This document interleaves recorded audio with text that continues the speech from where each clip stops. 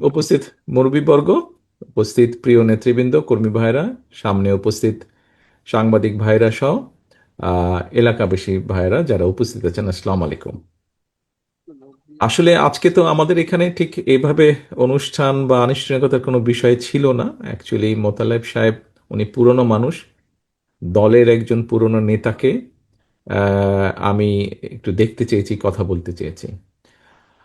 আপনারা নিশ্চয়ই খেয়াল করেছেন, আমি ওনার কাছে একটি কথা বলেছিলাম, জিজ্ঞেস করেছিলাম যে ওনার কি উপদেশ দেশের সকল বিএনপির নেতা কর্মী, শহীদ জিয়া, দেশনেত্রী খালেদা জিয়ার সকল নেতাকর্মীর প্রতি ওনার কি উপদেশ। উনি ওনার অবস্থান থেকে ওনার যতটুকু বক্তব্য উনি উপস্থাপন করেছেন।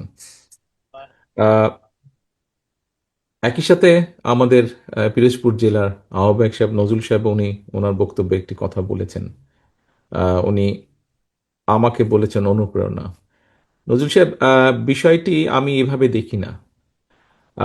আমি অনেকবার বলেছি, আমরা রাজনীতি করি, রাজনীতিতে অনুপ্রাণিত হই, আমাদের মূল শক্তি রাজনীতিতে এই দেশের জনগণ। কাজে আমাদের অনুপ্রেরণা যদি হয়ে থাকে, সেটি হচ্ছে বাংলাদেশের জনগণ হচ্ছে আমাদের অনুপ্রেরণা। কারণ বাংলাদেশের মানুষ যতবার, আমরা যদি রাজনৈতিকভাবে ব্যাপারটাকে দেখি, রাজনৈতিক বিবেচনায় দেখি, অর্থাৎ তাহলে নির্বাচন দেখতে হয়, এবং নির্বাচনে আমরা দেখেছি এদেশের মানুষ যতবার সুযোগ পেয়েছে স্বাধীনভাবে ভোট দেবার, তারা বিএনপির পক্ষেই রায় দিয়েছে। কাজে এটাই প্রমাণ করে যে এই বাংলাদেশের মানুষই হচ্ছে বিএনপির আস্থার প্রতীক বা আহ, পরিপূরক একজন আরেকজনের। এখন বিষয় হচ্ছে যে, যেহেতু আজকে এখানে আমরা অনেকে উপস্থিত আছি, আহ, কয়েকটি কথা আমি আমার অবস্থান থেকে বলতে চাই। আজকে আমরা মোতালেব সাহেবকে দেখছি, উনি একটি হুইল চেয়ারে বসে আছেন। এবং কম বেশি এখানে যারা আপনারা উপস্থিত আছেন, কম বেশি প্রত্যেকের ধারণা আছে, বাই নাও এই অনুষ্ঠানের মাধ্যমে বহু মানুষ এর মধ্যে জেনেছেন যে কিভাবে উনি এরকম ক্ষতির শিকার হলেন। আতাতের আঘাতে উনি এরকম হয়েছেন, রাজনৈতিক প্রতিপক্ষের আঘাতে। প্রিয় সহকর্মী বৃন্দ, প্রিয় উপস্থিতি বৃন্দ, আমি বহু বছর যাবৎ প্রবাসে আছি, থাকতে বাধ্য হয়েছি আমি বিভিন্ন কারণে। সেই প্রসঙ্গে আমি গেলাম না বিস্তারিত আলোচনায়। দেখুন, আমাদের সহ, আমাদের দলের সহ বহু মানুষ বিভিন্নভাবে, বিগত 17 বছর তো অবশ্যই, গত বছর জুলাই মাসে তো অবশ্যই অবশ্যই, এবং তারও আগে বিভিন্ন সময়ে মানুষের অধিকার প্রতিষ্ঠা করার জন্য, সেটি ভোটের হোক, রাজনৈতিক হোক, সাধারণ মানুষের অর্থনৈতিক স্বাধীনতার ক্ষেত্রেই হোক, বহু আন্দোলন হয়েছে দেশে, বহু সংগ্রাম হয়েছে, বহু নির্যাতন হয়েছে, বহু মানুষ শহীদ হয়েছে। আসুন আমরা সকলে মিলে, অনেক হয়েছে, ইনাফ, বহু মানুষ নির্যাতিত হয়েছে, বহু মানুষ হত্যা হয়েছে, শহীদ হয়েছে, এনাফ। আসুন আমরা সকলে একটা জায়গায় আসি, মতভেদ ভেদাভেদ কমিয়ে নিয়ে আসি। আমরা আমরা কথা বলি। বিভিন্ন রাজনৈতিক দল আছে, তাদের বিভিন্ন আদর্শ থাকতেই পারে, সেটাই থাকাটা স্বাভাবিক। আমরা বহুদলীয় রাজনীতিতে বিশ্বাস করি, বিভিন্ন রকম মত মত থাকবেই, এটাই স্বাভাবিক। পৃথিবীতে সব গণতান্ত্রিক দেশেই এটা আছে। বাট আসুন আমরা সেই ঝগড়া ফ্যাসাদ থেকে কিছুটা হলেও দূরে সরে আসি। এসে আজকে এখানে মোতালেব সাহেব ওনার সন্তানদের দেখিয়ে যে বলছিলেন যে এই কথাটি, এরকম সন্তানের সংখ্যা সারা বাংলাদেশে আরো লক্ষ কোটি আছে। আমরা একটি বলেছি যে আগামী দিনে আমরা চাই মেধার ভিত্তিতে এই জাতিকে গড়ে তুলতে, এই দেশকে গড়ে তুলতে। ঠিক একই স্বাভাবিকভাবে মেধা যেখানে থাকবে, কম্পিটিশন থাকবে। আজকের তরুণ আগামী দিনের তরুণ, আগামী দিনের ভবিষ্যৎ, তাদের মধ্যে কম্পিটিশন থাকবে। মেধা এক একজনের এক এক রকম হয়। সবাইকে যেমন এক জায়গায় আমরা দিতে পারবো না, মেধার রেসে যে এগিয়ে থাকবে সেই সেখানে যাবে। কিন্তু যারা যেতে পারবে না, তাদেরকেও আমাদের ব্যবস্থা করতে হবে।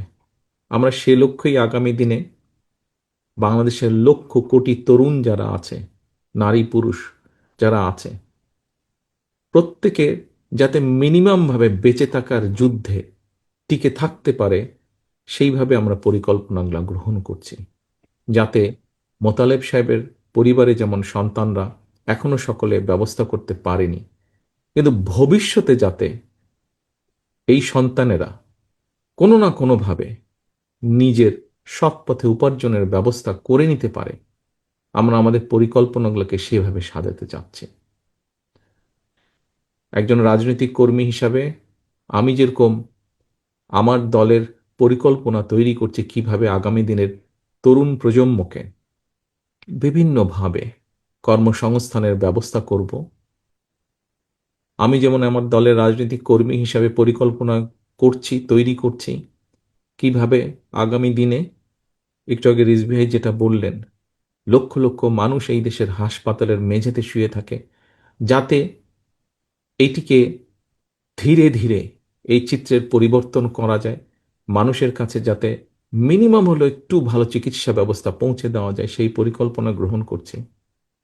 বাংলাদেশ কৃষি নির্ভর দেশ, লক্ষ কোটি কৃষক বিভিন্ন সময় বিভিন্ন প্রাকৃতিক দুর্যোগ সহ বিভিন্ন সমস্যার ভিতর দিয়ে তাদেরকে যেতে হয়, তারপরেও তারা হাল ছেড়ে দেননি। তারা মাঠে আছেন, কৃষিকাজ করছে বলেনি বাংলাদেশের 20 কোটি মানুষ খেয়ে পড়ে বেঁচে আছে। এই কৃষকদের পাশে কিভাবে দাঁড়ানো যায়, বাংলাদেশের গ্রামে গঞ্জে লক্ষ কোটি মা বোনেরা, তাদেরকে কিভাবে আরেকটু স্বাবলম্বী করে গড়ে তোলা যায়, তাদেরকে কিভাবে আরেকটু অর্থনৈতিকভাবে শিক্ষার আলোকে গড়ে তোলা যায়, সেই পরিকল্পনা আমরা গ্রহণ করছি। প্রিয় সহকর্মীবৃন্দ, প্রিয় উপস্থিতিবৃন্দ, আসুন, অনেক হয়েছে আন্দোলন, অনেক হয়েছে স্লোগান, অনেক হয়েছে মিছিল, অনেক হয়েছে মিটিং। এবার আসুন আমরা কম্পিটিশন করি দেশের মানুষের যে মৌলিক সমস্যাগুলো আছে, যা প্রতিদিন আমাকে, আপনাকে, প্রত্যেকটা মানুষকে যা ছুঁয়ে যায় জীবন যুদ্ধে বেঁচে থাকার জন্য, সেই সমস্যাগুলো কতটুকু, একটু একটু করে কতটুকু আমরা কমিয়ে আনতে পারি, একটু একটু করে কতটুকু আমরা মানুষকে স্বস্তি দিতে পারি। আসুন আমরা কম্পিটিশন করি সেই পরিকল্পনাগুলো গ্রহণ করার জন্য, এবং শুধু গ্রহণ না, দেশের জনগণ যাদেরকে সুযোগ দিবে তারা যেন একটু একটু করে সেই পরিকল্পনাগুলো বাস্তবায়িত করতে পারে। এই হোক আমাদের আগামী দিনের রাজনীতি, এই হোক আমাদের আগামী দিনের বাংলাদেশ এবং বাংলাদেশের মানুষের জন্য রাজনীতি, যাতে ভবিষ্যতে রাজনৈতিক মতপার্থক্য থাকতেই পারে, কিন্তু তার জন্য একজন মানুষকে শারীরিকভাবে আঘাত করতে যাতে না হয়, আঘাতপ্রাপ্ত যাতে না হন, এটাই হোক আমাদের বাংলাদেশের আগামী দিনের রাজনীতি। প্রিয় উপস্থিতিবৃন্দ, প্রিয় সাংবাদিক ভাইরা, আপনাদের মাধ্যমে আমি সারা বাংলাদেশে আমার দলের যত নেতাকর্মী আছেন, সারা বাংলাদেশের যত গণতান্ত্রিক মানুষ আছেন, সবার কাছে আমার এই কথাগুলো পৌঁছে দিতে চাই। পরিশেষে আমি আল্লাহর দরবারে দোয়া করি আপনারা সকলে ভালো থাকুন।